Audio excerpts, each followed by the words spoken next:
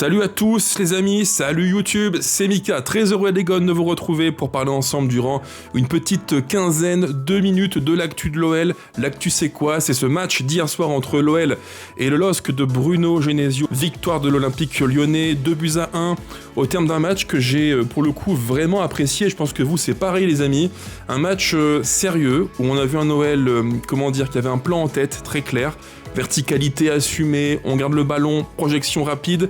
Un OL qui a su, je dirais, verrouiller, contrôler quasiment du début à la fin du match les Lillois qui ont eu des miettes pour exister, avec un plan de jeu assez minimaliste pour le coup, mais c'est aussi grâce, plutôt à cause de Fonseca et de ses joueurs, on a su en fait trouver la recette pour annihiler pratiquement totalement, à part quelques petits trucs par-ci par-là, mais voilà, on a laissé que des miettes aux Lillois, et sur l'ensemble du match, ma foi, une qualification qui est plus que méritée, plus que logique. Mais avant de commencer, les amis, n'oubliez pas, penser au petit pouce. Là maintenant, je compte sur vous, c'est gratuit, ça ne coûte rien, et ça prend en plus une demi-seconde, donc pas d'excuses, c'est super important pour le référencement du contenu et de la chaîne. Pensez aussi à me dire en commentaire vos différents points de vue sur le match, vos tops, vos flops, quelles sont vos impressions sur les grands débuts du Brésilien de 19 ans, Hendrick, qui je trouve a été vraiment intéressant. Bref, dites-moi tout en commentaire, pensez enfin à vous abonner, activer la cloche, bref, vous connaissez la musique et on peut aussi booster en swipant côté gauche dans l'espace commentaire, ça aide là aussi beaucoup au référencement. C'est parti donc pour un petit retour rapide sur le match entre l'Olympique lyonnais et le LOSC de Bruno Genesio, qualification de l'OL méritée au terme d'un match maîtrisé.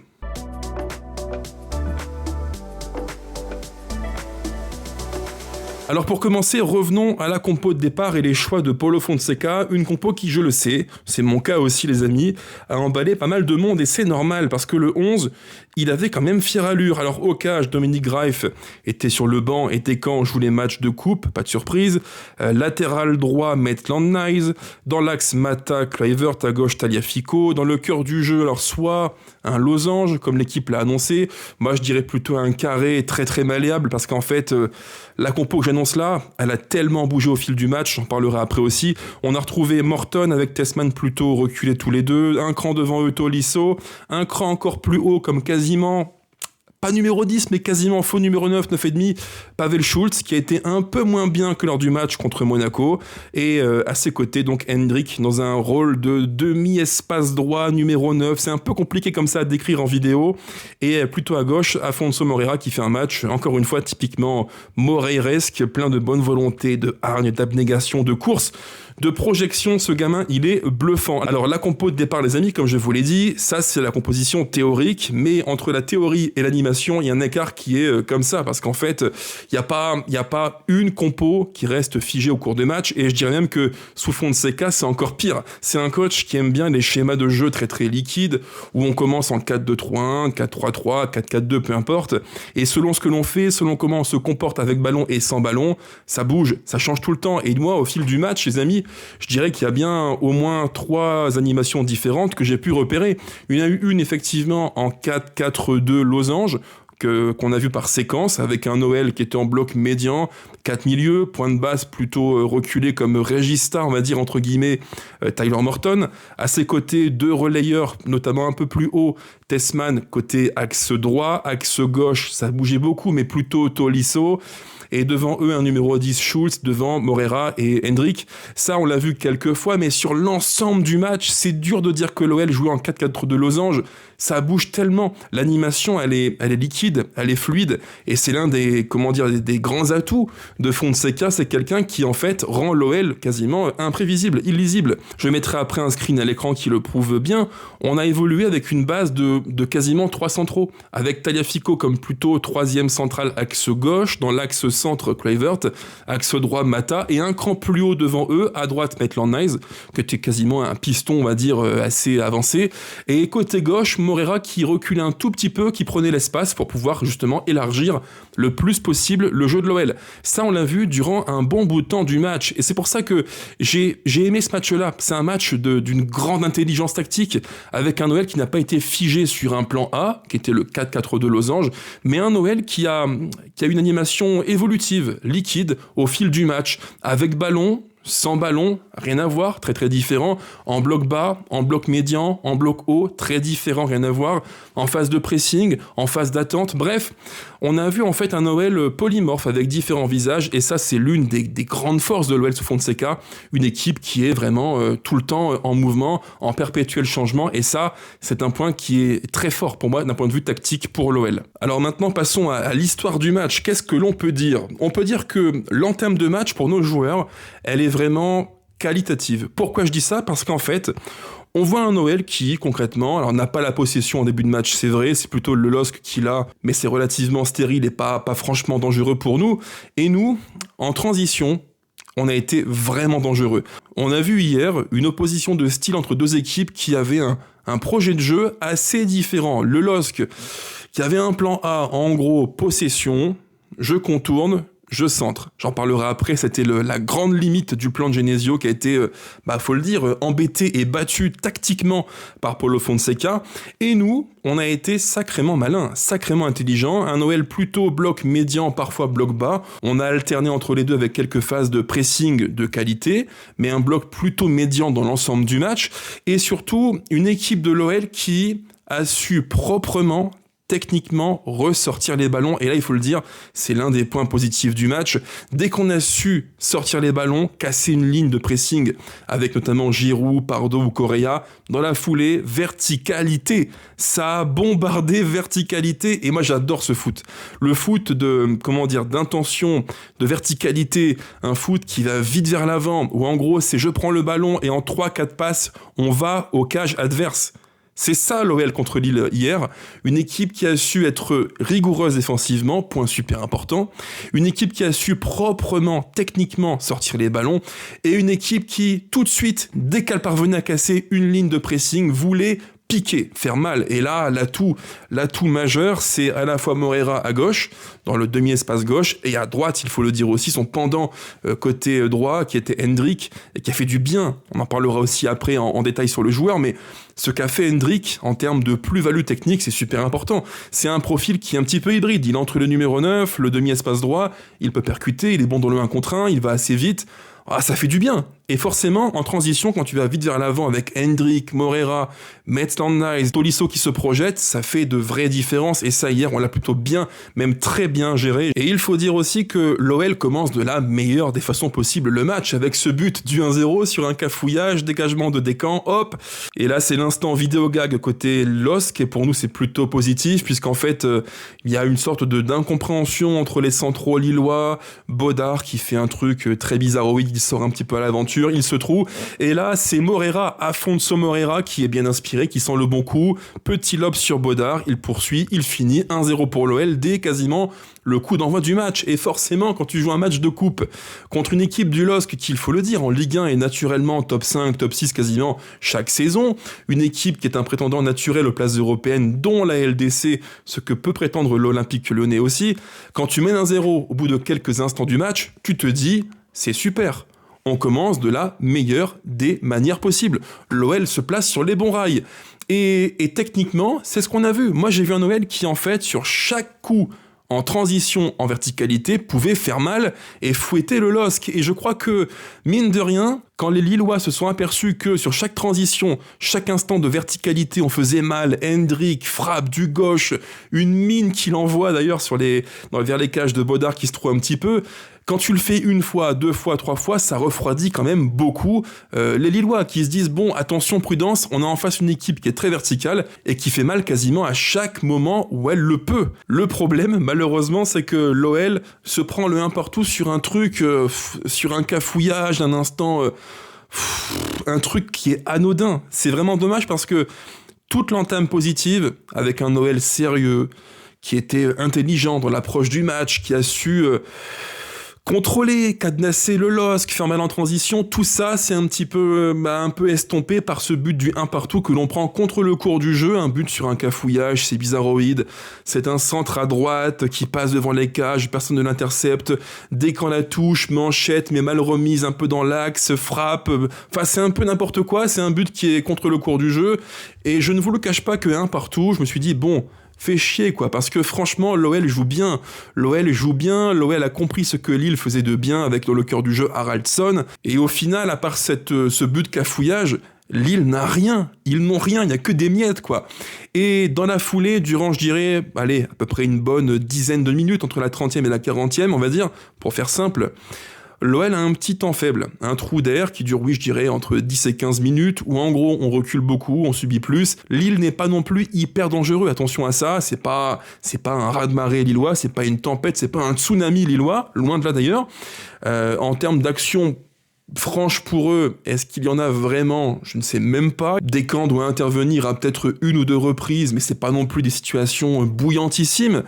Mais voilà, on recule un peu trop haut, on subit un peu plus, on est moins fort dans la verticalité, on sort moins bien les ballons, le LOSC monte un tout petit peu le curseur intensité, la qualité technique sous pression, et nous on recule. Ça paraît normal, mais le foot, c'est aussi un sport qui est quand même axé fortement sur la psychologie.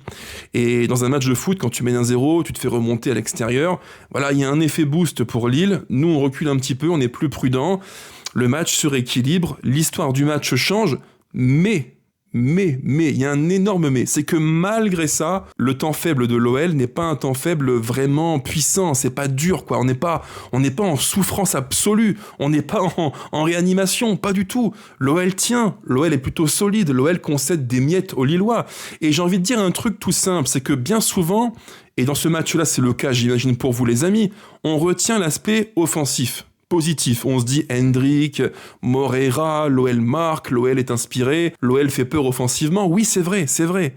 Mais il faut aussi parler et souligner tout le travail tactique défensif de l'OL. Parce que hier, les amis, est-ce que l'OL a vraiment été en énorme difficulté? Pour moi, non. Le LOSC a été dangereux sur quel type de situation? C'est simple. Je contourne, je centre. Je contourne, je centre. Je contourne encore, je centre encore. Je contourne toujours, je centre toujours. Quand une équipe comme ça, à domicile, à la maison, ne parvient pas à te déséquilibrer, et son seul plan A, qu'elle a maintenu quasiment durant tout le match, c'est de prendre le ballon, de contourner, centrer pour trouver Giroud. C'est qu'au final, l'OL a gagné la bataille tactique. Et je le maintiens, moi je pense qu'hier, Fonseca et son staff ont gagné le match tactique contre Genesio. C'est pour moi une évidence, tactiquement, l'OL a mangé Lille.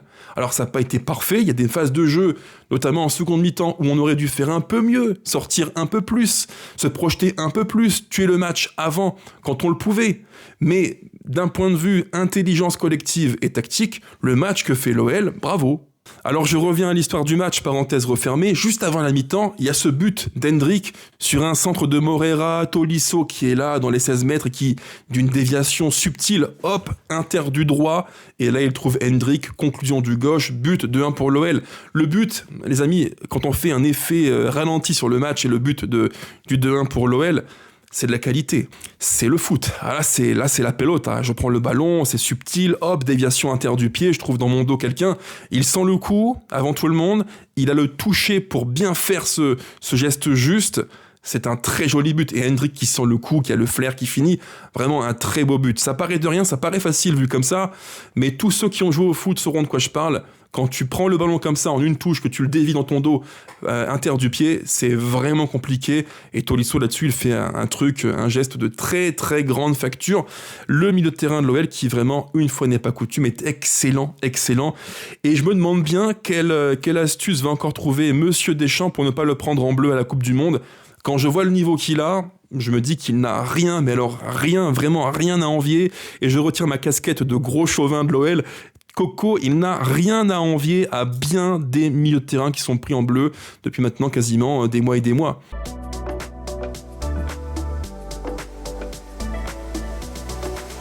En début de seconde mi-temps, on retrouve une histoire de match qui est un petit peu celle du début de match, à savoir qu'on a un Lille qui a une possession relativement stérile, qui est un petit peu anesthésiée et verrouillée par l'OL, qui défend très bien, vraiment très bien, en bouchant l'axe avec quasiment derrière une ligne de 3 qui a été épaulée et consolidée à gauche par Moreira, qui reculait beaucoup pour cadenasser Correa, à droite Maitland Niles qui reculait beaucoup aussi pour venir boucher Pardo. Bref, un OL qui défend très bien avec beaucoup d'intelligence, de maturité, un OL l'OL est un petit peu disposé en sapin. Ceux qui auront la métaphore, un petit peu comme ça, en triangle, avec une base de 5 quasiment alignée, devant 3 milieux de terrain plutôt à vocation défensive, et devant, donc souvent, Pavel Schulz, Hendrik. C'est un petit peu ce qu'a fait l'OL durant un bon bout de temps de la seconde mi-temps, très compact, très dense, on verrouille le cœur du jeu.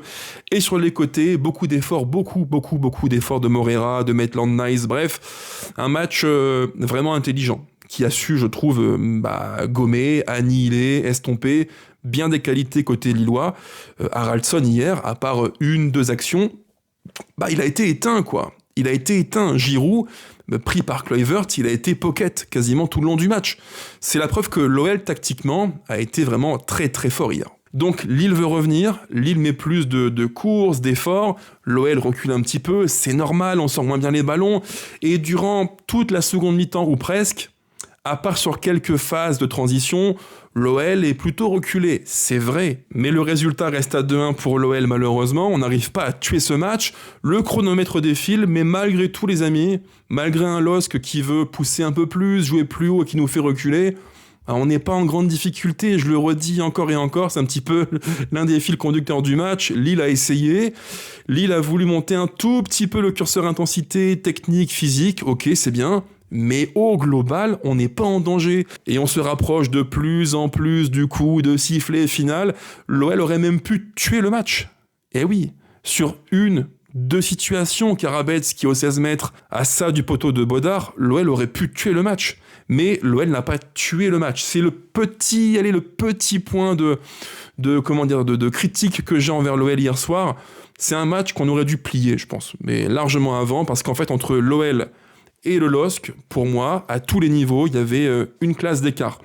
Techniquement, avec un milieu de terrain qui était pour nous dominant, avec des sorties de balles sous pression de grande qualité, Morton très très bien, Tolisso, mon amour pour lui n'est plus à refaire, en verticalité, Moreira, Hendrik, voilà, techniquement, je pense que hier soir, l'OL a eu plus d'arguments.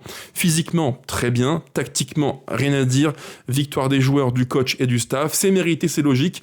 Et l'OL se qualifie donc pour le tour suivant en Coupe de France et continue son parcours ambitieux en Europa League, en Ligue 1 et en Coupe. Ça fait vraiment très très plaisir.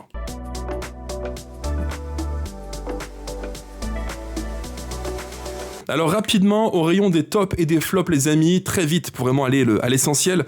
Moi hier j'ai aimé quasiment tout le monde. Honnêtement, pour trouver des joueurs flops sur le match d'hier c'est compliqué. Alors oui, on peut dire que Descamps sur le 1 partout de Lille, il est un petit peu fautif, la manchette elle est ratée, il se trouve un petit peu, s'est remis dans l'axe un petit peu à droite. Voilà, c'est un but qui est en partie pour lui.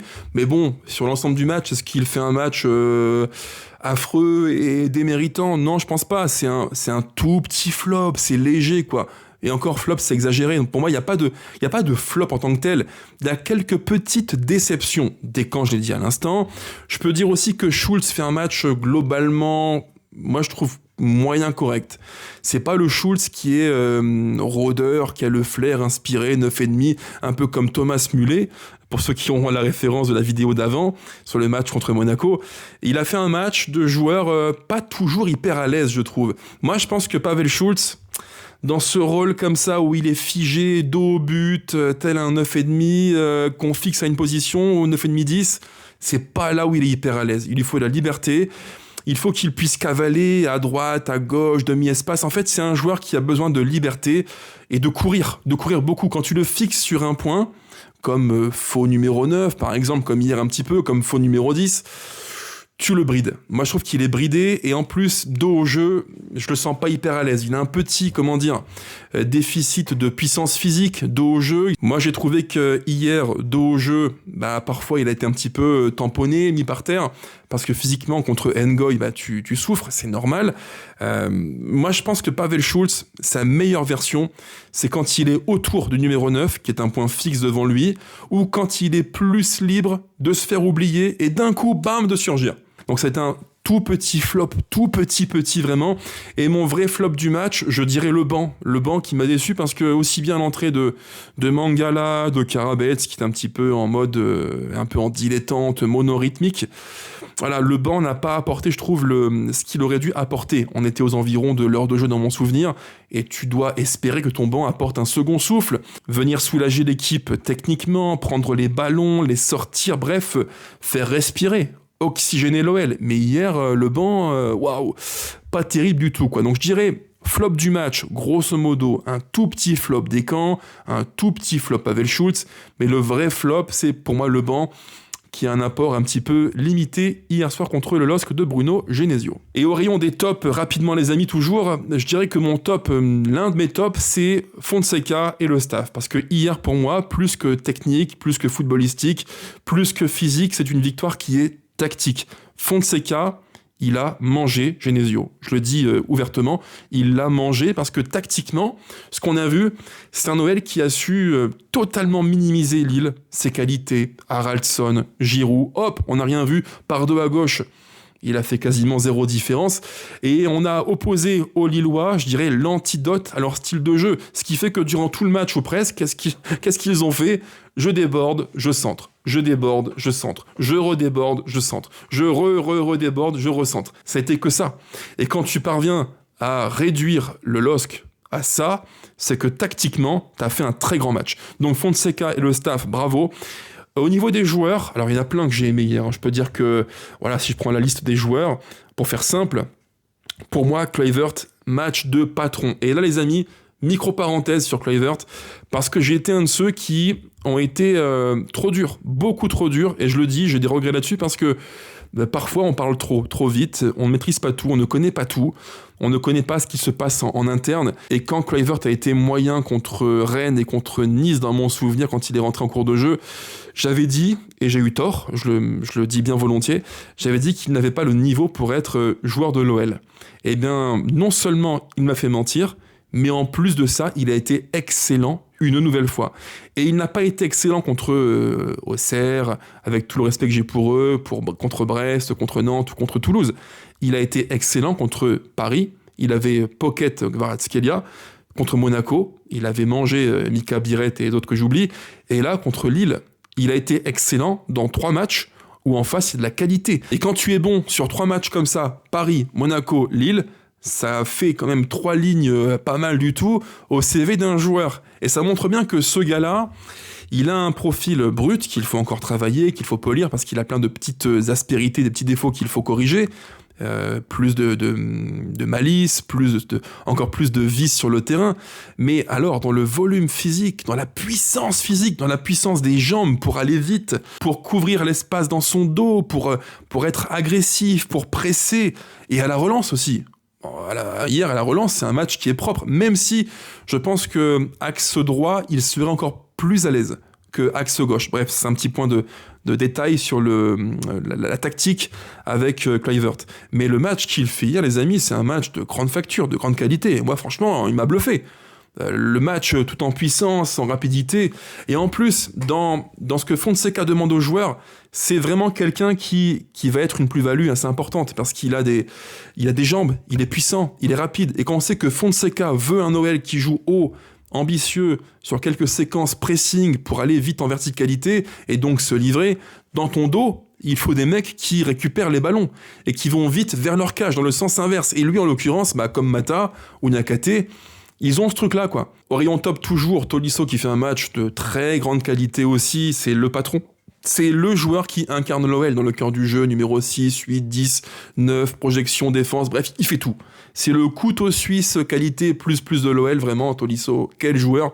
Et je lui souhaite vivement, mais vraiment Corentin, je te souhaite de tout cœur que tu puisses faire ce mondial, que tu mérites tant, parce que ce que tu fais sur un terrain avec nos couleurs, c'est de très grande qualité, et il n'y a aucune excuse footballistique pour ne pas te prendre en bleu quand tu vois que certains y sont alors qu'ils n'ont pas ton niveau actuel. Je pense que tu mérites largement d'y aller, ça n'engage que moi. Devant Tolisso, on peut aussi mettre en évidence le match de grande qualité de Moreira, plein d'abnégation, comme un chien fou qui va à gauche, qui percute. Et en plus de ça, il a encore l'énergie pour redescendre, pour revenir, pour défendre, pour suppléer Tagliafico. Ouah, le match de Moreira, c'est admirable. C'est un gamin qui a tout à prouver, c'est vrai. Mais alors, quand tu fais la balance, en fait, investissement sur lui, attente, et de l'autre côté, le rendu, les matchs qu'il produit chez nous, c'est admirable. C'est admirable. Et c'est un de ces joueurs que Fonseca parvient à polir à sa façon, à améliorer, quoi, à faire évoluer. Et parenthèse là-dessus, Fonseca, on en parlera un de ces quatre aussi, mais Fonseca, c'est vraiment ce coach qui a le don, l'art et la manière pour faire progresser des joueurs. Si je prends le 11 d'hier, entre Kluivert, Tolisso, Pavel Schulz, Moreira et d'autres que j'oublie évidemment qui seront absents, Fofana, Nuama, tous ces joueurs-là, sous sa patte, ont tous plus ou moins progressé. C'est pas du hasard. En fait, Fonseca, j'en ferai un sujet là-dessus vraiment centré sur lui. Fonseca, c'est vraiment un coach qui, par l'animation, parvient à sublimer le 11 qu'il a entre les mains. C'est un coach qui fait l'éloge constamment de l'animation et de la structure. C'est un coach structurel, Fonseca. La structure avant l'individu au service de la structure. Et dans la structure, le joueur devient un bon joueur. Bravo encore une fois au staff. Et encore une fois, mon dernier top du match, Hendrik, qui fait des débuts fracassants après un tomahawk sur le poteau, après son but. Hendrik qui fait un match plein de conviction. Et petite parenthèse sur lui, les amis, petit instant focus sur Hendrik. Hier, je pense que si on met n'importe qui au stade devant la télé, tout le monde va dire, lui, Hendrik, là, il a un truc en plus. Que tu joues au ballon ou pas du tout, que tu connaisses le foot ou pas du tout, que tu vois les matchs par dizaines ou pas du tout, Hendrik, il prend le ballon, t'as compris. T'as compris, il est différent, ça colle au pied, ça percute, ça dribble, grosse frappe de balle. Voilà, encore une fois, c'est un profil qui est brut, mais quel talent. Et si le Real a misé sur lui des dizaines de millions d'euros, c'est jamais du hasard, les amis. Ça, faut être clair entre nous. Si le Real sort un talent comme ça de Palmeiras, c'est qu'il y a un truc. Et là, en l'occurrence, il y a un vrai gros truc. Et je suis un de ceux qui était toujours un petit peu étonné qu'au Real, Xabi Alonso ne l'ait pas utilisé plus qu'il ne l'a fait, parce que vraiment, il y a des qualités intrinsèques qui sont évidentes. La prise de balle, ça colle au pied, ça va vite, ça percute, ça frappe du gauche, ça sent les bons coups. Voilà, c'est un joueur qui, entre nous les gones, doit jouer dans le top 5 européen, et c'est quasiment une anomalie qu'on ait pu l'avoir en prêt, mais tant mieux, c'est cool, et j'espère un truc, c'est qu'il puisse apporter ce petit truc en plus technique qui parfois a manqué à l'OL offensivement, afin de débloquer les matchs plus tendus, plus compliqués. Il peut le faire. Voilà en gros tout ce que je voulais vous dire. Clap de fin pour le débrief entre le LOSC de Bruno Genesio et l'OL de Paulo Fonseca. Qualification pour nos gones. Pour le tour suivant, ça fait extrêmement plaisir de revoir un OL qui est ambitieux, qui gagne des matchs, qui joue bien au foot et qui se réserve une fin de saison sacrément ambitieuse. Ciao ciao, allez l'OL plus que jamais. Je vous embrasse toutes et tous. À la prochaine.